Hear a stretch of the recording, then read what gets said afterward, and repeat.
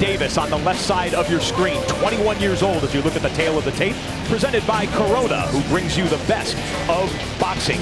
Guillermo Avila, no pushover himself, 23 years old. He's already been battle tested against former champs and contenders, a record of 16-5 for Avila. Time now for the crowd inside the DC Armory to meet the fighters, and for that, we go to ring announcer Michael C. Williams. Ladies and gentlemen, good evening and welcome to the DC Armory live on Spike. This is Premier Boxing Champions. Tonight, the action begins with 10 rounds in the super featherweight division. Introducing out of the red corner, he wears the white, his professional record, 16 wins, 13 by way of knockout with 5 defeats, fighting out of Tijuana, Baja California, Mexico, presenting Guillermo El Borrego Avila. And across the ring, his adversary, fighting out of the blue corner. He wears the white trimmed in red.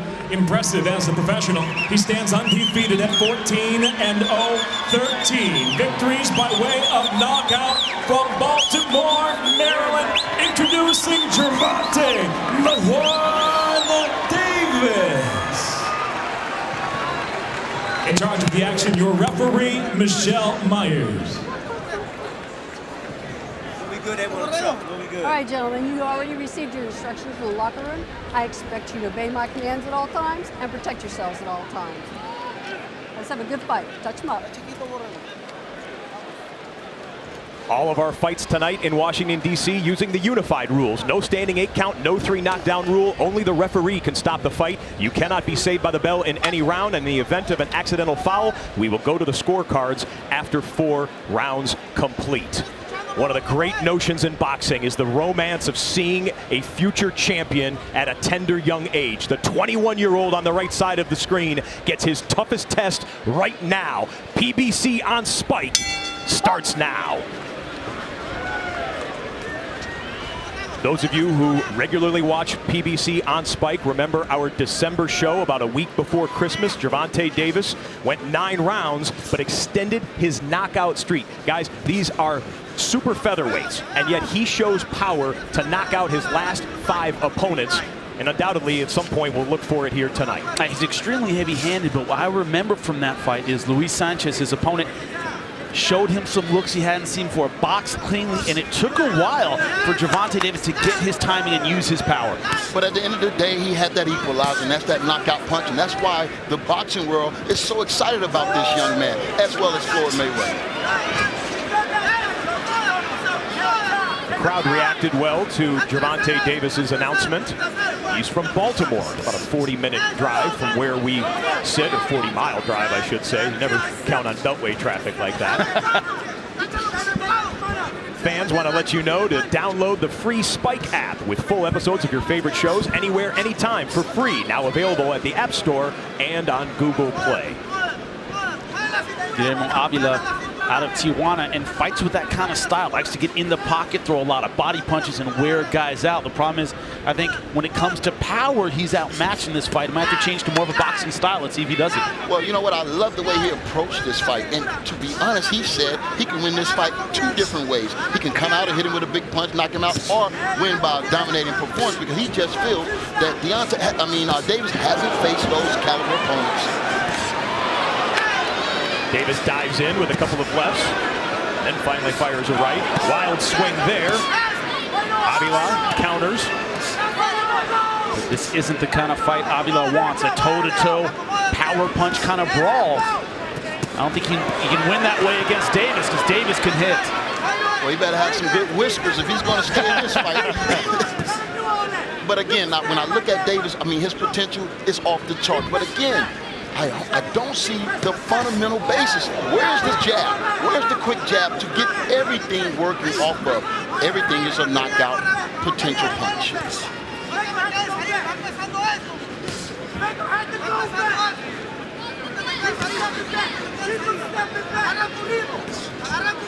Call him the Tank for a reason. He just goes forward and rolls over guys.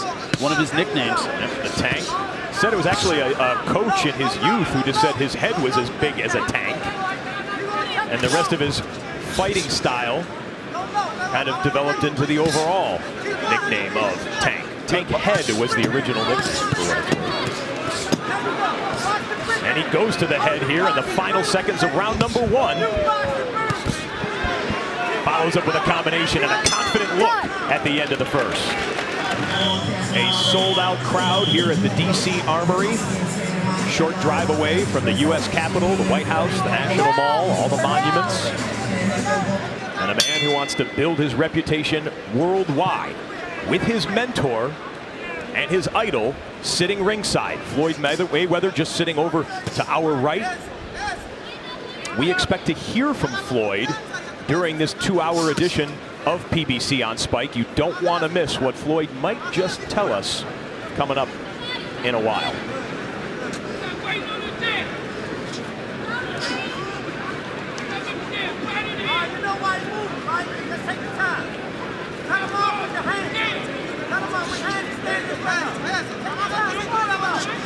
And what's frustrating when you say about the jab is he does have the fundamental speed. He has a very quick jab, and he tends to rely more on his power punches, but the physical tools are there, champ. Oh, yeah, most definitely.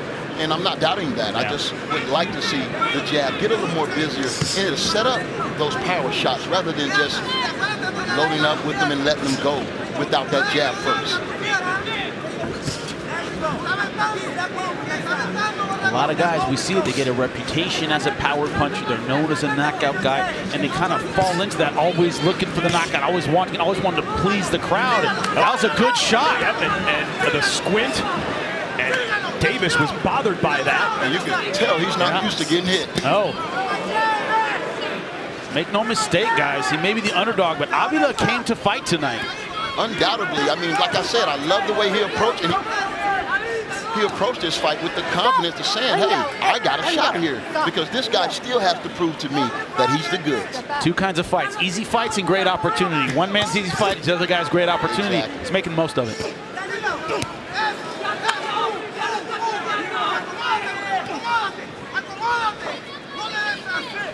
One thing in the fight against Luis Sanchez, his last time in PBC in front of us, is that he had some difficulty kind of reading Sanchez, but not a lot of adversity. He wasn't really hurt. We didn't see him overcome a whole lot. Maybe we'll see that tonight. And that's what you look for in a champion. You know, you remember when Shane Mosley landed the best punch anybody ever landed on Floyd. But what did Floyd do after that? It's what's determined how great of a champion you are. Can you deal with adversity? And make adjustments like he did, yeah. Under pressure. Five will point down like maybe he stepped on his foot or something. Yeah, I was just going to say. Southpaw orthodox, that's going to happen. Oh. And, you know, what I see here, they're trading punches. Avila is also getting some shots in. But Davis definitely landing the power bombs. Yeah. Good Avila definitely fighting with that Mexican style, that Tijuana style, in your face, trying to wear him down. Not backing up. Good right hand. Some wild shots missing, some connecting here as the second round comes to an end. Back live in DC, the biggest reaction out of either fighter in round number 2 is when Gervonta Davis squinted after what we thought was a punch. It actually was a headbutt followed by a punch that caused that awkward squint, and Davis staggered back for just a moment. Great job by the men and women in the truck here, PBC on Spike, picking up that moment.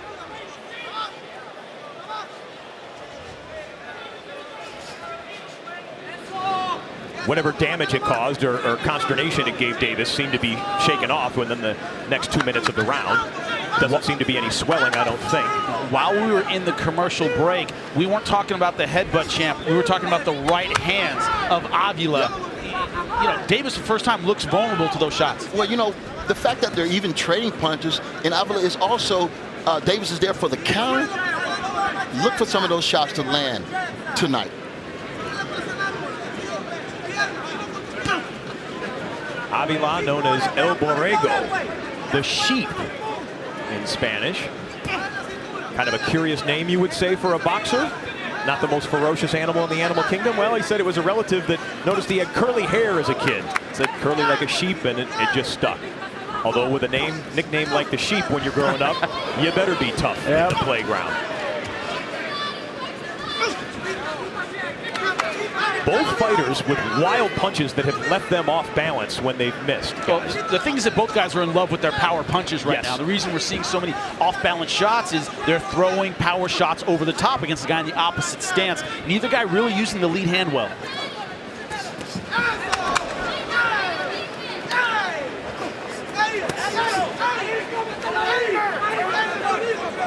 There comes a time in a fight where you walk in thinking you could do it, you land a few punches, you know you can do it. I think Avila's at that point where he knows he can do it. You see he's confident. He's throwing like he has a lot of confidence. It's because he's landing.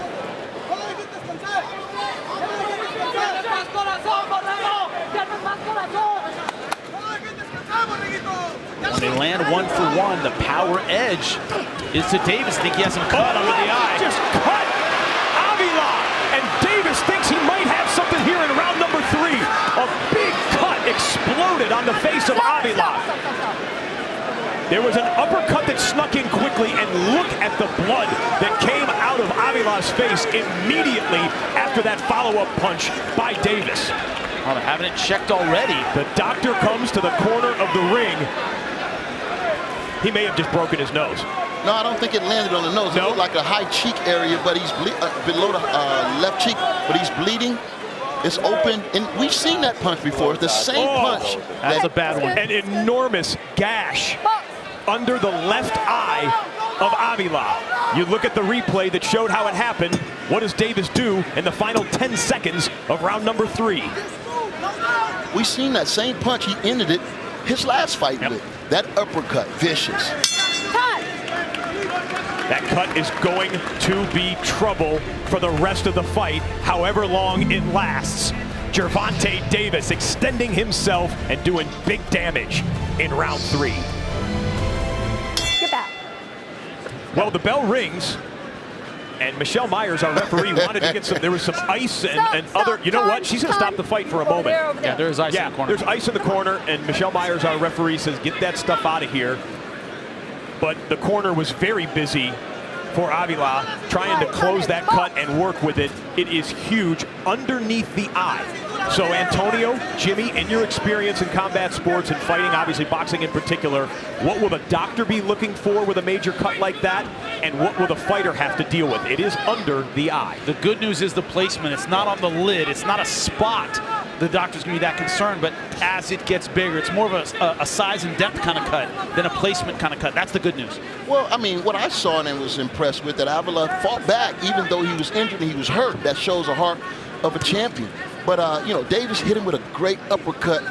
Now he just can't get hit with that punch again. What it generally does is creates a sense of urgency for both guys. Davis is fighting like he can get him out of there. Yep. Avila, best in the body, tried to follow up with a combination upstairs. Davis unfazed, goes back in for more. Credit to Avila's corner. It doesn't look like it's bleeding that badly. No, you know what? I expected it to be huge here at the beginning of round number 4. At least the prolific amount of blood that I expected has not been that way. Certainly disfigured and discolored on that virtually left cheek of Avila. Gervonta Davis piling up points. The crowd reacts to it and bombs away for Davis. All that confidence we saw in Avila in the first couple rounds has dissipated because of that cut. That body shot hurt him. Big body shots. Borrego drops back down to cover up his midsection, exposes the head. The crowd senses something here. Look at the heart of Avila, though. This guy is fighting back. He knows this is a chance of a lifetime. And let's keep an eye on Davis if he gets spent a little bit and have to take a second win. Which he may have been doing over the last 15 seconds without throwing a punch. But there are still 45+ seconds with which to work in the 4th. And right here, when you got your man back against the ropes, he's hurt, you got to put punches together, combination punches. I think it's a lost art in boxing. Davis is tired at this moment, Antonio? Say it again? He's tired right now? Well, I mean, he definitely has had a high pace in the 4th round. And hey, you're gonna have to take a second win if you're not that conditioned to go all out for 3 minutes. Yeah, but Avila, you don't just shake off a body shot like that. That was right on the liver. That hurts you for rounds. Yeah, most definitely. But again, that young man is still in there fighting, but he got to get his hands up. Oh, and a couple big lefts and a right, and a left and a right. This could be a stoppage. Final seconds of the round. You cannot be saved by the bell.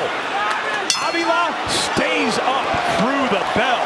Wow. I thought we were moments away from a stoppage, guys. That would have been a bad time for a stoppage because the fighter was still in the fight. If you can't protect yourself, then stop the fight. Good non-call by the referee. She was on top of it, didn't stop the fight. She could have gone to a count at that point because I thought the ropes were holding him up at that moment. No? Yes?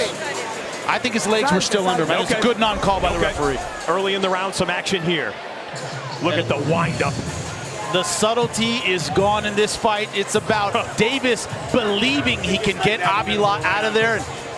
Man, he was almost right at the end round. Look at these shots. I think the ropes are holding him up there, guys. But I love that combination when he put a 3-punch combination in between that instead of loading up with 1 shot at a time. I'm going to continue to stress that, guys. As well you should. Okay, well you should, champ. Peeking over at the ringside doctor, who still clears Avila to box. Bell rings. Go, box. And did Davis use that 60 seconds to get fresh to put something together to close this out? What you brought up is very interesting. There's no standing 8 count in the unified rules, meaning unless he falls and the ropes are holding him up, if a guy's on his feet and you think he's out, they have to stop the fight. It's a very fine line. And sure. I think it was a great call by her to not do that. Wasn't suggesting a standing 8 count, of course, but the fact that he would have dropped that, it's just my opinion. You guys are the experts. Yeah. Usually it's when the guy's falling back and the ropes held him up, that's when they'll call, they'll start counting. But when he's standing up like that, usually they'll call the fight. I'm glad she didn't. Well, either way, Avila proved your point by staying up through the belt. And he comes out swinging. Watch back of the head. And if he's able to get back into this fight, man, he owes his corner men a lot of credit, because when you can come out and not be bleeding until you get hit in that spot, that's a good job. Good cut, man. Very good.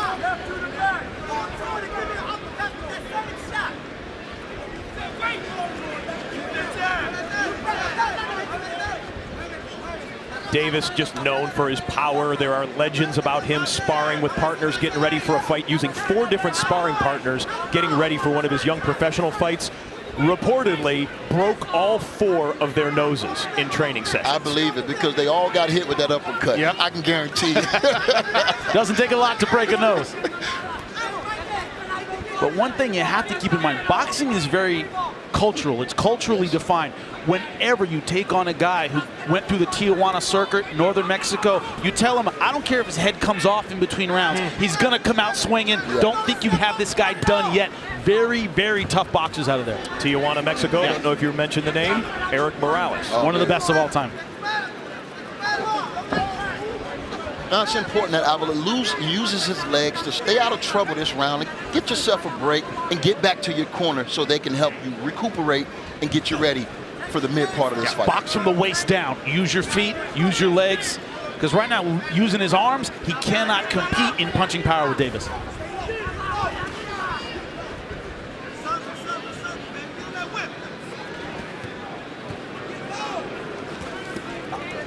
Hey. Get him.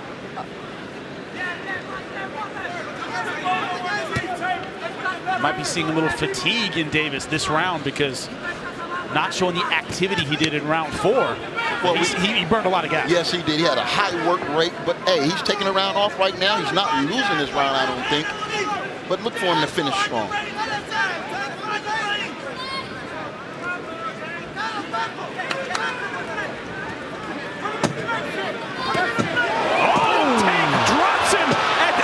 Some showboating here, as you cannot be saved by the bell. We're going to hear the bell during the count.